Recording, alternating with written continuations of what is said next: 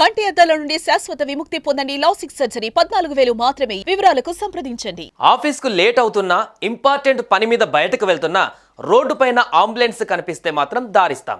మనకు ఎంత పెద్ద పని ఉన్నా ఓ మనిషి జీవితం కన్నా ఎక్కువ కాదు కదా అని ఆలోచించి పక్కకు వెళ్తూ అంబులెన్స్కు దారిస్తాం. అంబులెన్స్లో ఉన్న మనిషి ఒక నిమిషం ముందు ఆసుపత్రికి చేరినా ప్రాణాలు దక్కుతాయి.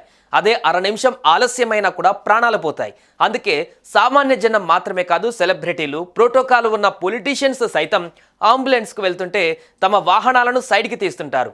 అలా ఓ మనిషి ప్రాణం గురించి మనం ఆలోచిస్తాం. కానీ ఓ వ్యక్తి మాత్రం అలా ఆలోచించలేదు. ఆ అంబులెన్స్లో మా వాళ్ళు ఉన్నారా ఏంటి, నేనెందుకు సైడ్ ఇవ్వాలి అన్నట్టుగా ప్రవర్తించాడు. వెనుక అంబులెన్స్ సైరన్తో వెళ్తున్నా కావాలని దారివ్వలేదు. దీంతో ఇప్పుడు ఆ వ్యక్తికి తగిన శాస్తి జరిగింది.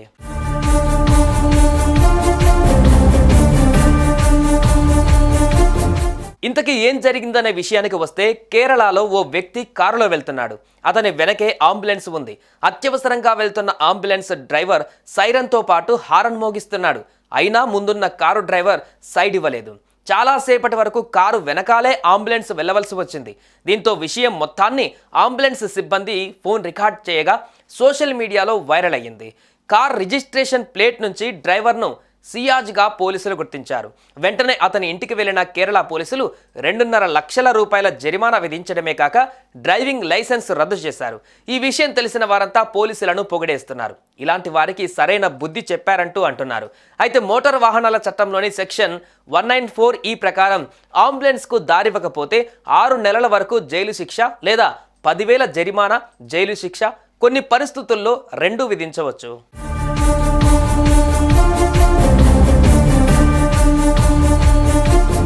ఈ విషయం నెట్టింట వైరల్ కావడంతో కనీసం మానవత్వం ప్రదర్శించని డ్రైవర్ పట్ల కామెంట్లతో దుమ్మెత్తిపోస్తున్నారు జనం.